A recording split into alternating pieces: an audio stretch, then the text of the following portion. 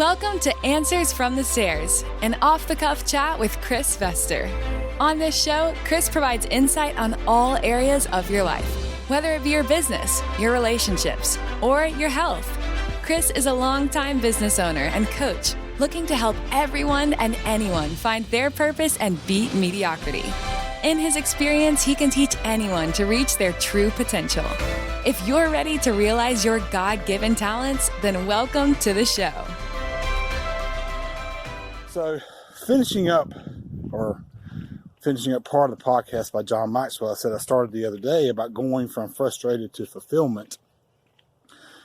He talks about how people that are in a job and not fulfilled, or in a situation where they're not fulfilled, most of the time, they begin to work on things that are weaknesses. And he says, don't work on weaknesses, because you're a 2 at something and you work on it, you might get to a 4, which means you're still below average. And nobody's going to reward you for being below average. But if you work on things you have a strength in, that you're maybe a 6 in, and you work on that and you get to an 8, then people are willing to reward you because you're above average. But he talked about 3 things that were weaknesses that you did need to work on. He said you need to work on your attitude, number 1, because attitude is something you can control. And most people can go from a 4 to a 9 in attitude. So that's a weakness to definitely work on. Number 2 was discipline. If you had no discipline, then that was one of the weaknesses you have to work on. And he used an example of when you show that you have no discipline in your life and you're dealing with a customer or even dealing with a team member in the company and they see that you have no discipline, then they can't trust you to either do business or work for you. That was a powerful statement to me. And the third thing was relationships. He said, if nobody likes you, nobody's going to want to do business with you or work with you. So there's some things probably I've got to work on, because I can be somewhat abrasive sometimes. I kid with my team members all the time and say, the first step to overcoming a problem is admitting you have the problem. So admitting that I can be too passionate, admitting that I can scroll off quicker than anybody in our company probably, and admitting that sometimes because of my passion I can be a little bit abrasive. So it's a relationship that I've got to work on. I've got to learn how to soften my approach sometimes, but not too soft.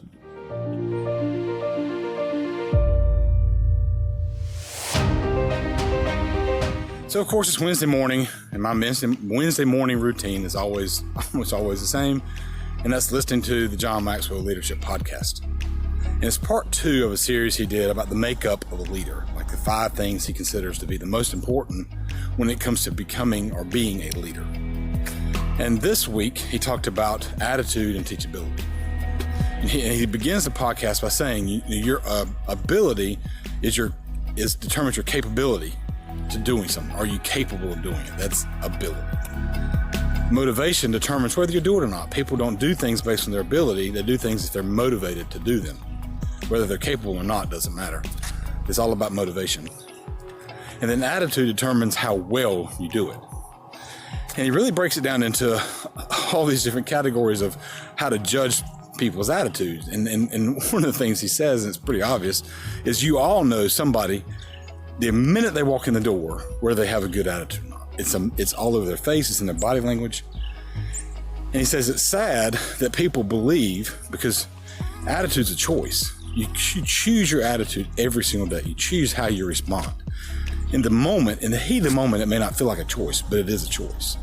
And he says it's sad to him how many times he's heard people say that their attitude's been thrust upon them. It's been forced upon them.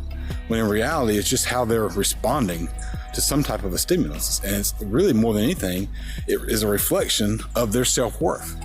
Most of the times, if they have a bad attitude, they have an extremely low self-worth. That's the reason they feel like that attitude's been thrust upon them. It's because they feel like they have no control over their own life. He said, one of the examples he gives was, he says, when someone has a bad attitude and they say, well, I just woke up on the wrong side of the bed. He said, if it was that easy, I would have sent you home and tell you to roll over and get out the other side. But it's not that easy. You got to make the choice to have a good attitude. But one of the most poignant things I think he said in the whole thing was about how those that you're leading, what they do with your good or bad attitude. He says, as if you have a good attitude and you're exuding good attitude and positivity and all those things, that those that you're leading will give it back a little bit. In other words, they'll return that. They see it, they want to give it back, but they won't give it back at the same level you do if you're doing it at an extremely high level. But the things you do wrong, those, just even if it's just a few things, those get returned amplified 10 times.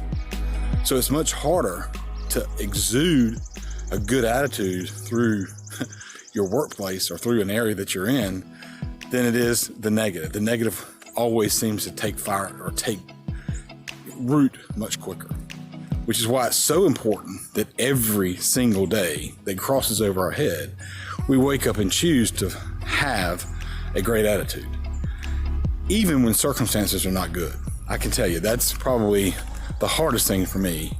Is it seems to be in the moment my attitude is very circumstantial, and it's a habit that I'm desperately trying to break. Let's just wake up and let's just have a good attitude, because we do get to choose. It's one of the few things, maybe the only thing, that we get to choose every day. Thank you for listening to Answers from the Stairs with Chris Vester, and for using the insights you gained to find your purpose and strength in anything you do.